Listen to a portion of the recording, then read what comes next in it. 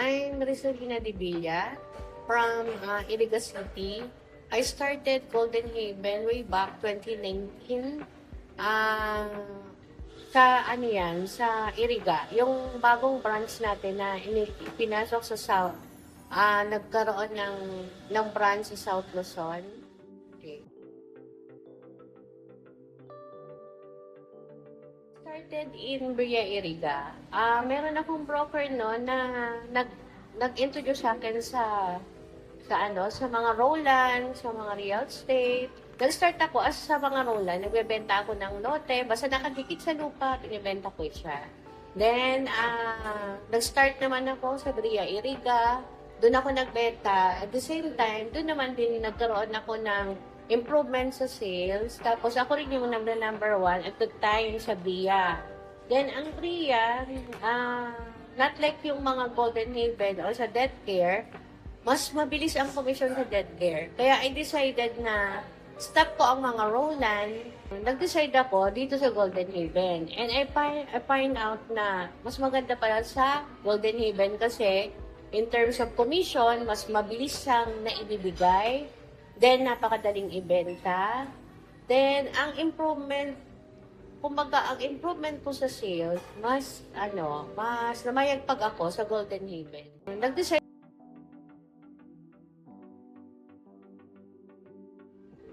ako na nag-motivate sa akin kasi hindi lang kasi yung sales or yung pera ang pinag-uusapan. Although na makakaani shopping ka talaga dahil sa commission ni Golden Haven, self-improvement. Kasi yung doon ko napatunayan na through sales, mabuboost ang personality mo. Yung mga hindi nagbibilib sa'yo na yan pala yung sementeryo lang. Yan pala, ang laki ng matulong yan in terms of death care. In terms ng commission. Meron nga nagbiro sa akin na classmate ko, sabi niya, ano ka ba, Chi? Benta ka ng benta, pati sementeryo binenta mo. Ang sagot ko sa kanya, sementeryo yan, high-end yan. In terms of commission ka ako, in terms of commission, mas marami kang nagiging pera dyan. Dito, naranasan ko, sementeryo ang binibenta mo, pero ang income naman, millions. Hindi yan alam ng maraming tao na through pagbebenta lang ng sinasabi yung sementeryo, hindi mo alam ang income dyan is millions.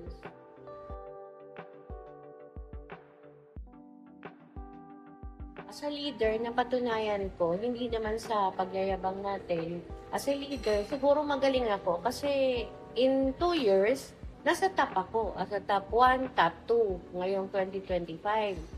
As a leader, nakita ko kasi yung potential ko eh. Hindi pala yung simpleng pagbebenta lang o pagtuturo dun sa mga ahente ko, kundi yung nakakatulong ako sa kanila in terms of natuturuan ko sila paano nga ba ang magbenta, paano makipag-usap sa mga tao, at paano mag-earn ng marami through selling sa Golden Haven.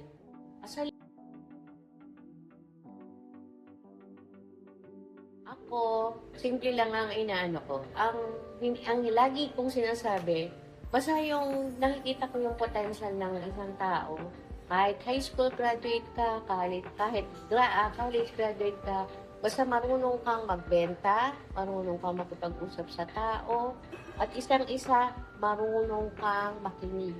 Kasi hindi lahat ng natuturuan mo, nakikinig sa'yo.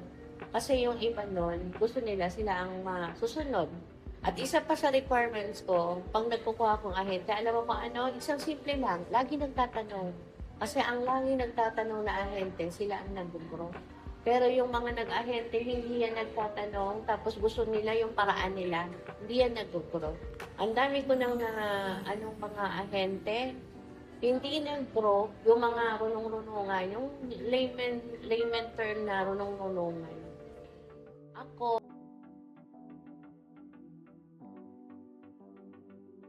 Yes, kasi ako nang patunayan ko, hindi rin sa age.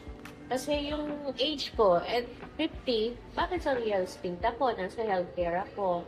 Ang ibig sabihin nun, pag may tumarating na opportunity sa atin, i-grab mo yan. Any age, any level, basta kung ano ang sitwasyon mo sa buhay, hindi yan magiging sagabal. Kasi kung gusto mong kumita at gusto mo na matuto, gusto mo makipag-usap sa tao, napakadali ng real estate.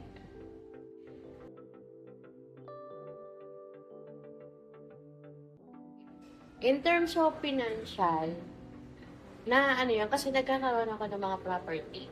Kasi kung utak negosyante ka, ang real estate, huwag mo ubusin yan. Yung real estate, yung tinubo mo yan as commission, i-invest mo yan sa isang property. Kasi alam mo, babalik at babalik yan. Somehow, ang bahay ko, kung pupunta ka, tatak ni Golden Haven yun. Napaganda ko ang bahay through the help of Golden Haven. Then, sabi ko nga sa'yo, unlimited shopping ka. Sila sana, lagi kami nagkikita. Yan, unlimited shopping ka. Eh, may mga income ako. Kumbaga, hindi ko siya inuubos na ganun-ganun yan eh. Kailangan, mindset mo rin na at the end of the day, may matira at matitira sa'yo. Kahit plato yan na makita mo, binili mo to Golden Haven. Pag umupo ka dyan, makita mo si plato, ito, katas ni Golden Haven.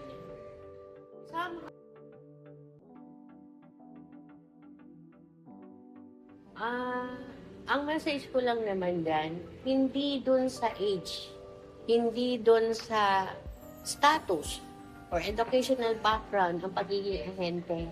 Kung gusto mong kumita, kung gusto mong mag-grow ang personality mo, maging ahente ka ni Golden Haven. Dahil lahat, inaano ko naman, ini-invite ko rin silang mag-join. Kasi, yung simpleng matututunan mo, hindi mo alam, yan ang makaka-provide sa pamilya mo. Ang isang piso, magiging milyon yan, basta galingan mo lang. Basta ang key ng pagiging seller, kailangan mo lang marunong ka makipag-usap sa tao. Tapos, kilalanin mo yung mga tao na mag-i-invest. Ganon. Kilalanin mo ang mga tao na ganyan.